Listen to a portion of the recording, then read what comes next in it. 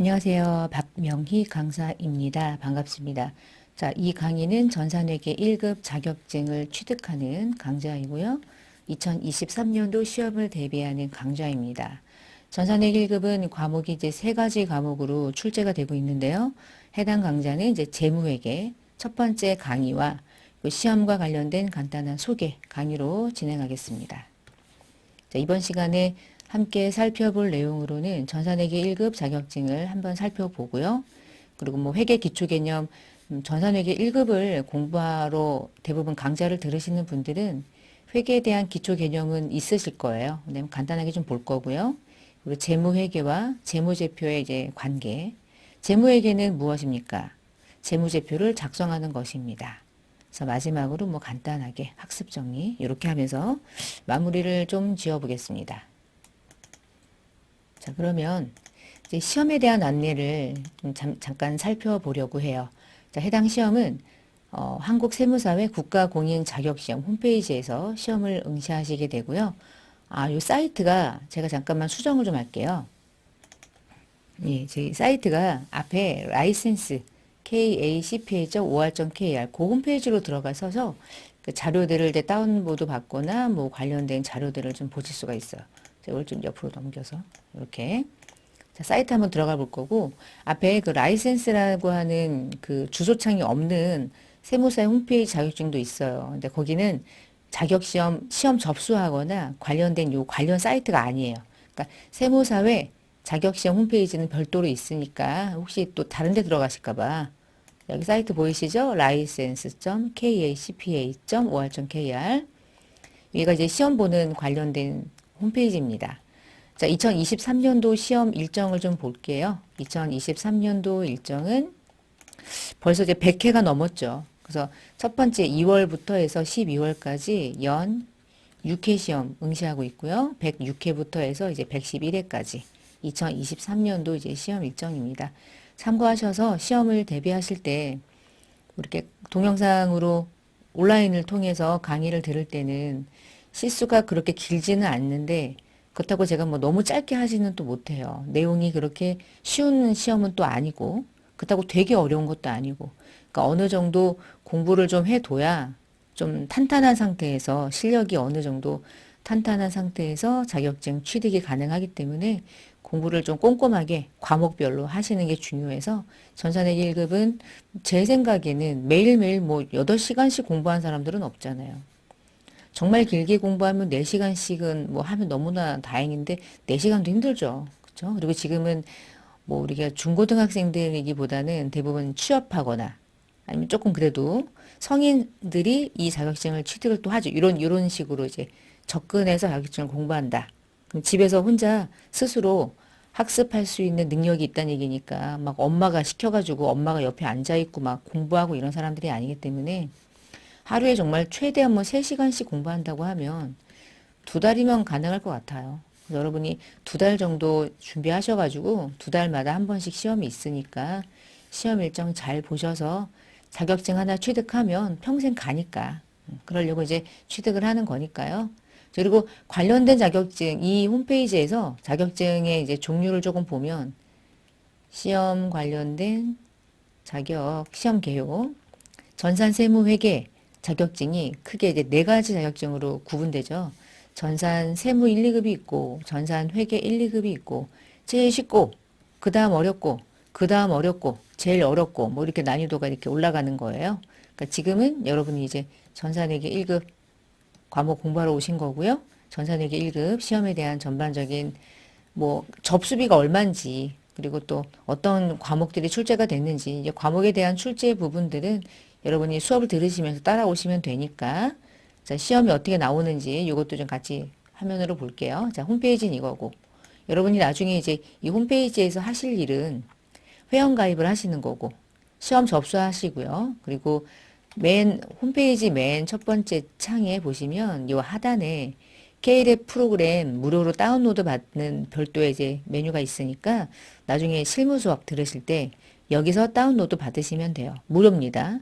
기출문제 같은 경우는 회원 가입을 해서 로그인을 해야만 자료를 좀 무료로 활용할 수 있고 모든 기출이 있진 않아요. 전년도 기출, 연 6회 정도 기출문제를 계속적으로 공시하고 있으니까 관련 자료는 거기서 자료를 받으시면 되겠습니다. 자, 그럼 홈페이지는 좀 봤고, 전산회계 1급은 이론이 15문항이 출제가 되고요. 나머지는 실기 파트로 K랩이라고 하는 좀 생소한 프로그램인데, 요 K랩을 요즘에 뭐 세무사 사무실 이런 데서 꽤 많이 쓰더라고요. 홍보를 많이 해서. 그래서 객관식과 이 이론편으로 문제가 나누어져 있고요. 이론은 전체 30점이에요. 그러니까 문제가 한 문제당 2점씩 100점이란 얘기고요. 실기는 다양한 문제로 구성되어 있는데 전체 점수가 70점입니다. 그래서 토합 100점 만점 시험인데 이 중에 여러분이 합격할 수 있는 점수는 70점 이상이면 돼요. 그러니까 이론을 다 틀리고 실기만 다 맞아도 70이니까 합격이에요. 그런데 또 이론을 다 틀리기도 뭐해? 이론이 나중에 가면 또 어려워요. 근데 이론이 뭐 다 틀리기도 그렇고 뭐 2개 맞고 나머지 맞고 하여간 70만 나오면 돼 점수는. 근데 70이 그렇게 낮은 점수는 아니잖아요. 응. 자, 1시간 동안 시험 봅니다. 딱 60분 동안 시험 봐요. 그러니까 전산회계 1급을 처음을 공부한다. 난 처음이다. 그러면은 공부하시기가 좀 어려울 수도 있어요. 왜 그러냐면 전산회계 1급 자격증이 쉬운 자격증은 아니거든요. 그래서 이 공부를 하실 때 첫 번째 전산회계 2급, 그러니까 초급 자격증인데 여기서 회계 전반적인 기본 내용을 다 다루거든요. 그래서 요 과정에서 전산회계 2급이라는 기본적인 기초 과정이 공부가 돼 있으신 분들이 회계 1급을 공부하셔야 돼요. 회계 1급은요. 바로 개정 과목 회계 처리를 그냥 하나하나 바로 공부하지 전산회계 2급에서 다루는 기초 내용을 또 다시 중복해가지고 강의하지는 않거든요. 그러니까 이와 관련된 기본적인 기초 정보, 예를 들어서 회계상 거래가 무엇인가, 분계하는 방법 이런 것들은 다 전산회계 2급에서 끝내요. 전산회계 1급 공부할 때는 기초 공부가 되어 있다. 그러신 분들이 들어오셔야 진도가 빡빡빡빡 나가실 수가 있을 거예요. 그거는 좀 참고를 해주셔야 될 것 같아요. 자, 출제는 방금 전에 말씀드렸던 거고 전산회계 1급은 이론과 실무로 나누어져 있는데 우리가 공부하는 과목의 종류가요. 회계 원리, 이게 이제 재무회계고요. 원가회계가 출제돼요. 전산회계 2급은 출제되지 않죠. 여기가 이제 원가회계 문제가 요 10%란 얘기가 전체 15문제 중에서 30% 전체 70점이 실기니까 30% 중에 재무회계에서 차지하고 있는 이론 파트의 객관식 문항이 한 8문항 정도가 나오고요. 원가에서 한 4문항 정도가 나와요. 12문제죠? 마지막에 세무회계에서 한 3문항 정도가 이렇게 시험 문제로 객관식 문제가 출제됩니다. 문항 수로. 근데 하나당 2점씩이거든요. 이게 2점씩 점수가. 그러니까 28에 16. 재무회계에서는 16점 배점. 원가는 8점 배점. 세무회계는 6점 배점이에요. 그러니까 재무회계가 가장 중요하죠. 2개 더해도 얘를 못 이겨요. 그러니까 상당히 재무회계 부분이 중요하지만 원가랑 세무를 무시하면 7문제는 그냥 아예 와르르르 떨어질 수 있는 거예요. 그래서 과목은 세 분류로 나누어져 있다는 뜻이에요. 이론은. 그 다음에 실무는 프로그램을 열어서 뭔가 작업하는 건데 전산회계 2급이라는 자격증이 어떤 건지 알고 계시다면 그거랑 유사하게 나오는 문제가 첫 번째예요. 기수정보 등록하는 거, 뭐 회사정보, 거래처 정보, 개성과목 등록, 전년도 재무제표.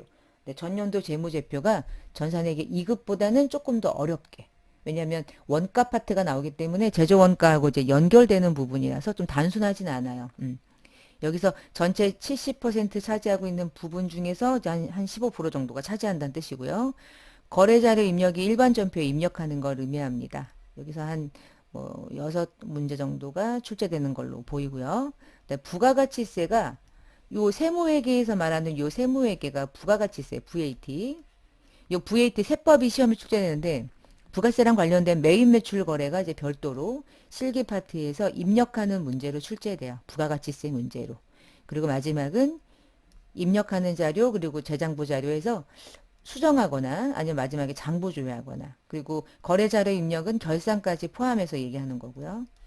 결산 수행하는 것까지. 그래서 프로그램 열어서 실기 프로그램 메뉴안을 직접 입력하고 활용하는 시험. 그 전체 문항이 좀 많고 조금 생각보다 전산회계 1급을 그냥 아예 처음에 공부한다. 그러면 여러분 손 못 댈 수 있어요. 그러니까 반드시 기초 어느 정도 과정을 진행하고 난 다음에 오셔야지 알아들으실 수 있을 거예요. 과정 자체가. 자, 전산회계 1급은 시험 과목이 세 과목으로 나누어집니다. 재무회계, 원가회계, 부가가치세. 그리고 전산회계 1급은 어떠한 기업의 특징으로 이제 시험 문제가 출제되냐면 전산회계 2급을 계속 말씀드릴 수밖에 없어요. 비교가 되니까. 전산회계 2급은 개인 기업이거든요. 사장님이 그 회사에요. 그래서 사장님이 개인적으로 통장에 있는 돈을 가져가면 인출금 잡아놨다가 개인이 가져가셨구나. 에이, 그래, 네 자본금 깐다. 그냥 그렇게 아주 간단하게. 회사 돈이 자기 돈이에요. 개인 회사는. 그리고 개인 회사기 때문에 전산회계 2급은 제조업은 좀 감당하기 어렵겠구나. 그냥 상기업 수준에 있는 시험을 물어봐야 되겠다. 이게 이제 전산회계 2급 자격증의 급수 선택할 때 그 기업의 수준인데 전산회계 1급은 무슨 개인이니? 우린 법인이야. 어려워 이제. 너 개인이 네 개인 돈을 네가 대표이사라고 할지라도 너도 결국은 대표이사로서의 임원에 불과한 거지. 네가 출자했다고 네가 개인적으로 가져가? 너 그거 횡령이야. 그래서 여러분 법인이라는 별도의 인격을 부여받은 기업의 입장에서 회계 처리하는 걸 물어보기 때문에 개인하고 완전 달라. 그냥 완전 다르다고 생각하셔야 돼요. 그리고 상기업의 수준을 물어보지 않고요. 직접 제품을 제조해서 판매하는 기업이 어떤 형태로 원가를 계산하고 팔아먹고 돈을 버는지를 물어봐요. 그리고 대기업은 아니고요. 전산세무회계는 무조건 중소기업의 입장에서만 시험 문제를 출제해요. 그래서 전산회계 1급은 법인 중소제조업이 어떤 형태로 회계 파트에 대한 필요성이 있는지 그 부분에 대한 걸 시험 문제로 출제하기 때문에 확 난이도가 올라가요. 그래서 개인 기업의 수준을 이해하고 있어야 돼요. 그래야지 법인을 비교하면서 법인은 이렇구나. 법인 중요하다. 상기업 너무 쉬워. 난 제조업을 하겠다. 이러니까 회계가 공부가 되는 범위가 넓어지는 거예요. 법인은 당연히 재무회계를 풉니다. 재무회계가 중요해요. 외부 정보 이용자들에게. 특히나 이제 막 주식회사고 막 그런 거야. 그러니까 외부에 정보 이용자들 중에서도 이제 주주들이 있다죠. 주주들에게 우리가 1년 동안 벌어들인 돈을 얼마를 벌었는지를 보고해야만 하는 아주 중요한 이제 의무가 있기 때문에 재무회계 상당히 중요하고요. 그래서 재무회계는 아래쪽 보시면 보고서를 만들죠. 재무제표를. 기준에 의해서 만드는 거예요. 기업회계 기준에 의해서. 기준이 명확하고요. 그 다음에 이미 전년도에 있었던 일을 지금 현재 보여줄 뿐이죠. 그래서 매우 과거지향적인 정보다 이렇게 불러요. 그리고 정기적으로 보여주죠. 대부분은 연차 보고를 하지만 분기 보고도 하고요. 반기 보고도 해요. 외부 정보 이용자들이 보고 싶어 하니까. 나름의 결산을 하는 거죠. 중간 결산. 자, 근데 이제 관리회계는 어떤 거냐면 원가와 관리회계를 말하는 거고요. 우리가 제조업이니까 제조업의 가장 특징은 뭐야? 제품 만들어서 팔아먹는 거거든요. 그럼 제품 만들 때 얼마 들어갔니? 너 제품 만들어서 팔아? 그러면 제품은 매출액도 결정해야 되지만 여러분 매출액을 결정하려면 뭘 알아야 돼요? 제품 만들기 위해서 들어간 원가를 알아야 되겠죠. 만들 때 들어간 원가가 너무 중요하잖아. 얼마가 들어갔는지 끝도 없어요. 그 공장에서 일하는 온갖 직원들에게 지급하는 인건비, 임금, 공장 직원들에게 제공하는 복리후생비, 공장에서 제품을 제조하기 위해서 들어가는 업체 접대비, 뭐 등등등이 어마무시하게 많아요. 이런 것들이 다 뭐가 되냐면 이 제품에 들어가는 원가가 되는 거예요. 그래서 제조 원가가 되고요. 이게 원가가 얼마인지 알아야 그 원가에다가 마진을 붙여서 드디어 팔아먹겠죠. 그래서 이익이 나는 거예요. 그러면 이런 식의 과정에서 제조기업은 뭐가 제일 중요하냐? 누가 물어보면 야, 다 필요 없고 원가 계산이 가장 중요하겠다. 원가 계산이 제대로 안 되면 그 다음에 뭐가 돼요? 아무것도 안 되죠. 원가가 예를 들어서 100인데 이익을 20을 붙였대. 120에 팔았어. 20이 이익인 줄 알고 계속 가. 다른 사람이 와서 원가를 계산해 보니까 원가가 200이래. 그럼 이때까지 이익 났던 거예요? 말짱 도루묵한 거죠. 완전 손실 나면서 제품 팔아먹은 거죠. 자, 이런 꼴이에요. 그래서 원가 계산이 가장 핵심이고요. 가장 먼저 해야 돼. 원가 못하면 다른 것들은 만들어지질 않아. 대신 원가가 얼마가 들어갔는지를 누가 궁금해서 외부 정보 이용자에게 이 원가를 공개합니까? 주주들에게? 여러분에게 막 알려줘요? 치킨 한 마리 만들고 치킨 한 마리를 튀겨서 판매하기까지 치킨 한 마리가 2만 원이지만 원가는 3천 원이지롱 라고 하는 걸 외부정보 이용자에게 알려줘요? 절대 그럴 일은 없어요. 전 세계적으로. 그럼 왜 합니까? 대표자가 궁금하니까. 경영자가 알아야 되니까. 그래서 보고하는 대상, 보고받는 대상이 완전 달라요. 재무에게는 외부에 보여주지만 원가 관리에게는 내부에 보여주는 거예요. 경영자들이 필요로 하니까. 그래서 보고가 되는 곳이 내부 보고가 되는 거예요. 기준 없고요. 양식도 없어요. 만들기 나름이야. 말로 말해도 돼. 근데 말로 말하면은 대표이사가 싫어하니까 양식이라는 걸 만들 뿐이죠. 그럼 왜 만들까요? 지금까지 들어간 돈이 200원입니다. 그거를 알려드립니다. 라는 건 의미 없어요. 지금 200원 정도 들어가네요. 어떻게 하면 나중에 원가를 절감할 수 있을까요? 상대적으로 상당히 미래지향적인 정보로 이 정보들이 이제 사용돼요. 그래서 대략이라는 말을 가끔 쓰는데 매우 정확하지 않아도 된다. 대략적인 금액, 오차 범위 안에서. 그렇다면 오케이. 대표이사가 미래의 경영 의사 결정을 하기 위해서 도움이 되는 정보이기만 하면 되는 거예요. 대표이사가 야 오늘 보고해 그러면 오늘 보고하고요. 일주일 뒤에 보고해 그러면 일주일 뒤에 보고하고요. 수시 보고합니다. 정해진 거 없어요. 정해진 거 없어요. 대표자가 하라는 대로 하면 돼. 경영자가. 내부 보고 의사결정이니까. 그래서 누군가에게 외부 정보 이용자들에게 여러분도 재무제표를 보죠. 그러니까 대충 만들면 안 되는 거야. 완벽한 기준이 있는데 얘는 기준이 없어요. 제가 지금 얘기하는 것들이 시험에 나옵니다. 재무회계와 원가관리회계에 대한 비교를 잘 맞는 것을 골라주시오. 이런 식으로. 자, 살짝 지울게요, 이제. 자, 마지막은 세무회계인데, 세무회계는 부가가치세라는 세금 들어보셨죠? 안 들어봤다. 그래도 이상해. 여러분 커피 마실 때 부가세 내잖아요.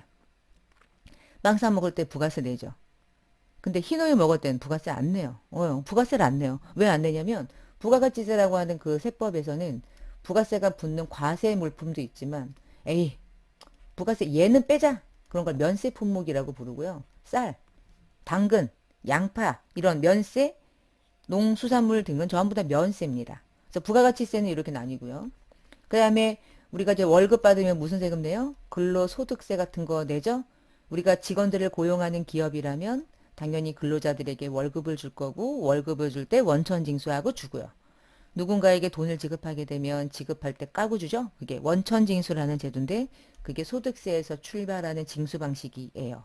그리고 마지막에 이제 법인의 마지막 최종 부담하는 세금은 법인세라는 세금이고 자 세금을 공부할 때는 뭘 공부하냐면 세법을 공부하는 거고요. 세법은 어려워요. 세법은 정말 어렵습니다. 회계도 어려운데 세법도 어려워요. 그런데 회계를 공부해야 세법을 이해할 수 있어요. 그건 당연할 수밖에 없어요. 세법을 아는데 회계를 모른다. 그건 조금 이상해. 그거는 그냥 세법에 대한 이 세법을 알고 있는 것 뿐이지 그걸 적용하지는 못한다는 뜻인 거예요. 그러면 여러분이 시험 보는 이 전산회계 1급은 세무회계 중에 뭐만 출제가 되냐면 부가세만 출제가 돼요. 소득세와 관련된 부분이나 법인세와 관련된 부분은 출제를 못해요. 수준이 높아서요. 그리고 부가가치세가 전체 범위가 있다면 그 전체 100% 중에 여러분 시험에 출제되는 부가세 범위는 한 30% 정도다 이렇게 보셔도 됩니다. 많이 나오진 않아요. 그래서 뭐 간단하게 공부를 하시면 되지만 그 공부의 기준은 과세, 면세를 구분하는 것부터 출발할 거예요. 나중에. 그래서 부가세까지 여러분 시험에 출제가 됩니다. 전산회계 1급에 대한 시험 과목은 그래서 세 파트고요. 여러분이 전산회계 1급에 대한 이론 과정을 공부하실 땐 세 과정으로 나누어진 걸 공부하시게 돼요. 재무회계 파트, 원가회계 파트, 부가세 파트. 지금은 무슨 시간이죠? 이제 재무회계 이론 과정이고요. 이제 OT로 이런 과목들에 대한 걸 제가 지금 설명드리고 있습니다. 그래서 세 과목이 출제가 된다는 거고 차이점이 있고요. 얘는 세금 계산 목적, 얘는 의사결정 목적, 얘는 외부 보고 목적, 목적이 다 다르다. 이런 것들이 기본적인 회계를 이해하기 위한 초석이 되니까 잘 정리를 해주시면 좋겠어요. 그러면 전산회계 1급은 어떤 형태로 시험 문제가 출제되는지 궁금할 수 있죠. 궁금 안 하면 안 되죠. 그래서 문제 잠깐 보겠습니다. 화면으로. 자, 2021년도 다섯 번째 시험이죠. 10월 달에 봤던 시험이고요. A, B형이고 두 중에 이제 하나 유형을 여러분이 이제 받게 될 거고 시험지를 1시간 동안 시험 보고요. 뭐 페이지가 길어요. 자, 문제를 보시면 객관식 문제로 2점씩 15문제가 출제되고요. 여기 보시면 아이고, 이거. 이런. 여기 보면 일반 기업 회계 기준을 적용한다라고 쓰여 있는 거 보이시죠? 일반 기업 회계 기준, 한국 채택 회계 기준, 한국이 채택한 국제 회계 기준을 적용하도록 하는 전제 조건이 없을 때라는 말은 우리나라는 이 기준과 이 기준이 공존하는데 이 기준을 그냥 쉽게 이해하시면 상장사, 상장 기업들이 적용하는 거예요. 근데 일반 기업 회계 기준은 기본적으로는 비상장. 근데 비상장도 국제회계 기준이라는 걸 적용해서 재무제표를 만들 수 있는데 여러분은 이 기준에 의한 비상장 기업의 회계 처리를 여러분이 시험 보는 거고요. 그래서 여러분 요걸 공부하는 거예요. 요거. 국제회계 기준을 공부하는 게 아니라. 자, 그래서 객관식 1번부터 쭉 내려가면 8번까지가 재무회계 문제고요. 9번에 보시면 원가 계산이라는 글씨 보이시죠? 9번부터 해서 12번까지가 원가 문제이고요. 보시면 13번 부가세, 13번부터 15번까지 세 문제는 부가가치세 객관식 문제가 돼요. 그러니까 결국에 원가도 부가세도 재무회계도 공부를 하는 족족 어느 정도 암기가 필요해요. 그러니까 시험 공부할 때 이해를 도와드리겠습니다. 이건 도와드리는 거지 이해하면 암기됩니다. 이건 아니에요. 저도 막 암기하라고 이거를 막 밑줄 치면서 그냥 외우라고 하진 않고요. 이해를 돕기 위해서 설명을 많이 해드려요. 그렇지만 설명을 듣고 어느 정도 이게 이렇게 되는 거구나 라고 이해가 되는 순간에 암기하려고 노력해야 돼요. 시험은 암기를 통해서 문제를 찾아내는 거지 이해해서 모든 걸 다 알아낼 수는 없잖아요. 모든 공부가 그렇죠. 그러니까 객관식은 이렇게 출제가 되고요. 실기 파트의 문제 같은 경우는 거래처 등록, 전년도 재무제표 중에서 초기월 잔액, 전기분 손익계산서 재무상태표 수정하는 문제 이렇게 해서 10점 배점이고요. 일반 전표 문제는 18점, 3점씩 6문제가 출제됩니다. 메인 매출 전표 입력도 똑같이 6문제 18점 배점, 3점씩 배점 출제되고요. 문제 네 번째는 이미 입력한 전표가 있지만 틀렸으니까 수정하세요. 2문제 6점 배점이고요. 자, 결산 문제 3문제 출제됩니다. 3점씩 9점. 그리고 마지막 장부 조회하는 문제 3문제 9점. 이렇게 해서 전체 점수 합치면 이제 100점 만점 중에 실기 70, 객관식 30 이렇게 시험 문제가 출제돼요. 자, 문제 보면은 제가 후루룩 넘기긴 했죠. 지금은 볼 필요가 없으니까. 근데 문제가 생각보다 아주 많은 시간을 할애하지 않는 한 혼자서 많은 연습을 하지 않는 한 난이도는 있는 편이에요. 그러니까 꾸준하게 연습을 하셔야 돼요. 특히 동영상 강좌는 듣고 그냥 뭐 껐다. 그걸 외워지냐? 안 외워져요. 다시 보고 문제 접근하고 그런 시간들이 많이 필요하니까 시험 대비를 잘 해주시면 좋겠고요. 저는 지금부터 이제 회계 기초 개념을 잠깐 살펴볼게요.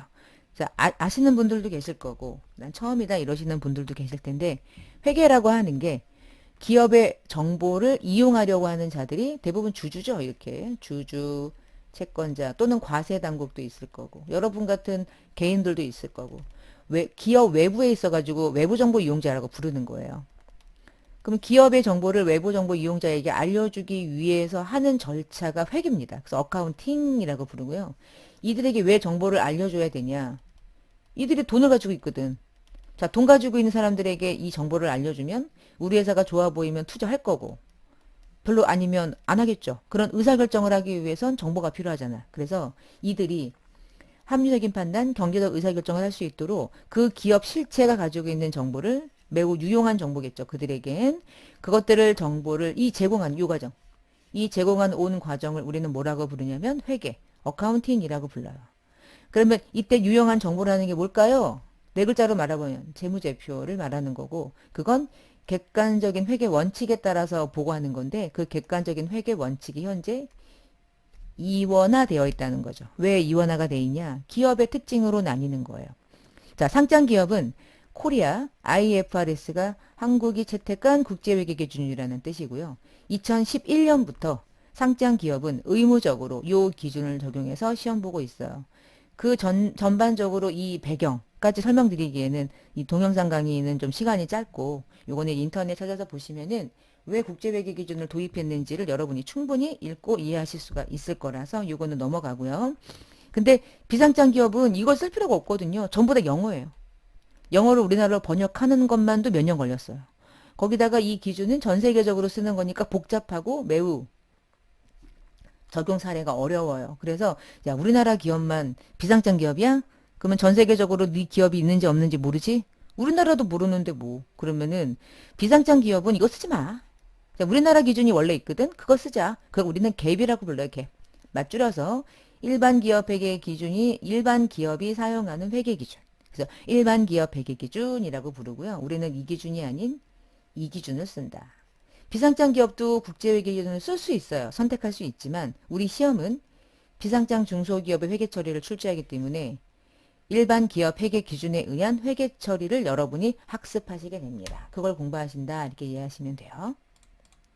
그래서 재무회계하고 이제 재무제표의 이제 관계를 보면 재무회계가 그럼 뭐니? 이거 기업의 외부정보 이용자들에게 유용한 정보를 제공하는 건데 그건 재무제표야. 재무제표는 뭐야? 재무상태표, 손익계산서, 현금흐름표, 자본변동표, 주석 5가지를 우리가 재무제표라고 불러. 그래서 재무회계랑 관리회계는 어떠한 차이점이 있는지를 이제 설명드렸던 거예요. 이거 잘 구분을 잘 해보시고요. 차이점이 좀 있구나라고 이해하시면 됩니다. 자, 그럼 넘어가서 재무제표는 5가지 형태로 나누어져 있는데 재무상태표는 기업의 재무상태를 나타내 주는 거고요. 손익계산서는 경영성과를 나타내 주는 거고요. 현금흐름은 말 그대로 현금흐름을 영업으로 벌어들인 현금흐름 또는 나간 돈, 투자로 돈이 들어오고 나간 거, 재무로 돈이 나간 거 이렇게 3가지 활동으로 나누어서 현금흐름을 보여주고요. 자본은 말 그대로 자본 변동의 현황을 보여주는 거예요. 주석은 외부정보 이용자들이 재무제표를 읽어야 되는데 숫자만 덜렁 있어. 설명을 좀 보고 싶어. 설명서. 도움이 되는 정보들. 수백 페이지를 차지하고 있죠. A4용지로. 이런 것들을 그러니까 주석. 5가지가 재무제표. 알고 계시죠? 전산회계 2급에서도 이거는 기본이니까. 자, 여기서 근데 포인트는 우리가 이제 회계 기간이라는 게 있다고 했잖아요. 그래서 1월 1일부터 12월 말일까지를 통상적으로 우리 시험에서는 한 회계 기간으로 정하는데 이때부터 이때까지 1년이라는 기간 동안 얼마 벌었어? 너 1년이라는 기간 동안 현금이 얼마가 들어오고 얼마가 나갔어? 1년이라는 기간 동안 네 자본이 얼마로 움직인 거야? 그 변화를 좀 보여줄래? 그래서 경영성과도 일정 기간, 요 기간, 현금흐름표도 일정 기간, 자본 변동표도 일정 기간의 정보를 보여주는 건데 재무상태표는 이거죠. 나 전년도에 넘어왔던 잔액이 100이었거든. 근데 네가 돈 벌었지? 20. 나 그래서 120 됐어. 그럼 재무상태는 뭘 보여주면 돼요? 나 지금 120 있어. 이거 보여주면 되거든요. 그 재무상태표는 재무상태표만 유일하게 현재 시점의 정보를 보여준다. 이게 핵심이죠. 그 재무상태표는 시점의 정보인 거야. 지금 현재 얼마 있어. 끝. 근데 왜 120인 거야? 왜 120인 거야? 라고 하는 그 왜는 얘네들이 보여주는 거야. 그 왜는 얘네들이. 그래서 얘네들이 재무상태가 변화된 이유를 보여주고요. 그래서 얼마를 가지고 있는지는 재무상태가 보여주는 거죠. 그래서 내년으로 2월 되는 장부는 유일하게 뭐만 넘어가면 돼요? 얘만 가면 돼요. 2월 장부는. 왜 얘만 가면 돼요? 이 모든 것들이 다 이 안에 있거든요. 너만 가면 얘가 다 이 안에 더 있기 때문에 훅 가면 다 넘어가는 거죠. 그래서 재무상태표를 구성하는 요소만 내년으로 2월 되는 장부를 구성하는 것이다. 이게 상당히 중요한 부분이고. 자, 재무제표를 작성하고 표시하는 일반의 원칙 중에서 기업이 중단하지 않는다. 우리 회사는 계속 간다. 이게 기본이 돼야 돼. 나는 중단한다. 그러면 재무제표를 뭐하러 만들어요? 만들 필요 없죠. 2번째, 재무제표를 만들면 누가 마지막 책임집니까? 회계 담당자가? 과장님이? 부장님이? 아니에요. 무조건 경영자가 하는 거예요. 시험에 나오는 거예요. 재무제표를 작성하거나 표시하는 책임은 최종적으로는 경영자가 책임지는 거예요. 그래서 뉴스 같은 거 보시면 뭐 분식회계했다. 그러면 경영진이 쇠고랑 차고 들어가잖아요. 경영자가 책임지는 거고요. 중요한 내용은 가장 잘 나타낼 수 있도록 하는데 유사하다면 통합 표시한다. 그래서 그 대표적인 이름이 현금 및 현금성 자산, 매출 채권, 매입 재무 이런 것들은 통합 표시하는 계정이죠.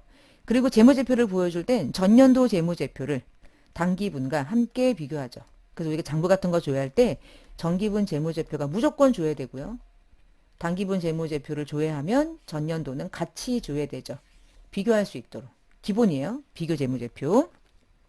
그럼 비교할 때 기간별 비교 가능성. 이걸 비교하려면 전년도가 100인데 이번 연도가 150이야. 50이 늘어났네?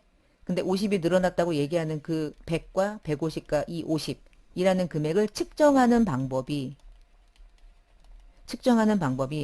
같아야지 의미가 있지. 전년도에 이 100을 계산한 방법과 올해 연도에 150을 계산한 방법이 다르면 100이었는데 150 늘어났구나 라고 하는 말 자체가 비교할 수 없는 데이터가 되겠죠. 그러니까 어떻게 해야 돼요? 매년 회계 처리하는 방식은 동일해야죠. 같아야지 비교가 되는 거죠. 다른 방법으로 금액을 산출했다. 무슨 의미가 있어요? 전년도 100에 대한 계산 근거, 이번 연도 150에 대한 계산 근거. 아무 의미가 없으니까 이거는 중요한 거고, 재무제표는 누구나 이해할 수 있도록 간단하고 이해하기 쉽도록 간단하고 명료하게 표시하래요. 자, 이 말에 딱 듣는 순간 에이 말도 안 돼. 재무제표 얼마나 어려운데. 어렵죠. 근데 어느 정도 회계 수준이 있는 사람이 재무제표를 본다고 전제하기 때문이에요. 한글을 못 읽는다. 예를 들어 한글을 못 읽는데 이 책이 쉽다. 이렇게 말할 수 없잖아. 한글은 읽어야죠. 그러면은 재무제표는 뭘 해야 돼? 분계가 뭔지, 회계가 무엇인지, 개정 과목이 어떤 것들을 의미하는 건 정도는 아는 사람을 전제했을 때를 말하는 거야. 그러면 숫자나 과목에 대한 배열이나 이런 것들을 보면서 바로바로 이해가 되겠죠. 간단하고 명료하게 표시하니까. 그래서 회계 지식이 전혀 없는 사람을 얘기하지는 않아요. 기본 전제는 회계가 뭔지, 현금이 뭔지, 매출 채권이 뭔지 정도는 알아야 그 숫자들을 이해하는 데 있어서 간단하고 명료하게 표시한 게 이해가 되겠죠. 그들에게. 그 다음 재무제표를 표시할 때는요. 이런 것들을 표시할 때 무조건 세 가지의 기본적인 요소가 들어가죠. 명칭이. 첫 번째가 기업의 이름 들어가야 되고요. 재무상태표는 보고기간의 종료일이 들어가지만 손익계산서나 현금흐름표나 자본변동표는 회계기간이 들어가겠죠. 1월부터 12월 말일까지가 들어가는 게 얘네들이고, 재무상태표는 12월 말일 현재, 어쨌거나 둘 중에 하나가 들어가겠죠. 재무제표 중에 기간에 대한 날짜가 들어갈 거고, 세 번째는 보고 통화가 뭐야? 원화야? 금액은 어디까지 긁었어? 원 단위로 끊었니? 1,000원에서 끊었니? 100만 원에서 끊었니? 우리가 지난번에 잠깐 봤었지만, 지난번이란 얘기는 전산회계 2급 수준에서 어떤 회사는 100만 원에서 금액을 잘라서 보여줘요. 삼성전자. 근데 어떤 회사는 그냥 원 단위 다 보여줘요. 더본 뭐 이렇게 다양한 기업들이 존재하고요. 금액을 읽을 때 금액이 어느 단위에서 끊었느냐를 잘 보셔야 숫자를 이해할 때 이제 혼동이 덜 되겠지요. 시험에 많이 나올 수 있는 부분이에요. 다 말문제로. 자, 마지막에 재무제표를 보여줄 때는 특성이나 좀 한계점이 조금 있는데, 재무제표는 정확하게 화폐 단위로 측정된 것만 보여줍니다. 이거 중요해요. 우리 회사가 내년에 어떠어떠한 사업을 할 건지를 보여줄 수는 없어요. 그건 사업 보고서가 되는 거니까. 그리고 재무제표 두 번째 특징. 이미 과거에 일어난 정보를 보여줘요. 미래 정보를 보여주지 않아요. 과거 정보를 보여줘요. 세 번째, 재무제표. 여러분, 대손충당금 기억나세요? 대손충당금은 정확합니까? 정확하지 않습니까? 추정이죠. 추정이지만 보여주죠. 그것도 의사결정이 중요하기 때문에. 추정에 대한 측정치를 포함한다. 근데 맨날 나올 때 사지선다에서 요거 많이 내면 추정에 의한 측정치는 포함하지 않는다 이렇게 가끔 말해요. 포함하는 거죠? 네 번째 중요한 거. 기업 실체 정보를 제공한다. 맞아요. 그런데 그 기업이 산업 현장이나 경제 전반에 걸쳐서 어떤 상태인지에 대한 정보를 보여주진 않아요. 보여주진 않아요. 왜 안 보여줘요? 화폐 가치를 보여주는데 그 회사가 산업 전반에 걸친 정보를 어디까지 해서 이 정보를 재무제표에 보여줘요. 재무제표는 이 기업이 벌어들인 돈, 그래서 현재 얼마가 있는지를 보여주는 거예요. 매우 매우 중요한 객관식 문제로 출제될 수 있는 말문제 이론 파트라고 보시면 되겠습니다. 자, 여기까지가 이번 시간에 같이 다루는 내용들이고요. 그 다음 내용들은 다음 시간에 같이 연결해서 여러분이 강의를 들으시면 되겠습니다. 자, 고생 많으셨고요. 잘 공부하셔서 자격증 꼭 취득하시고요. 강의를 마치겠습니다. 감사합니다.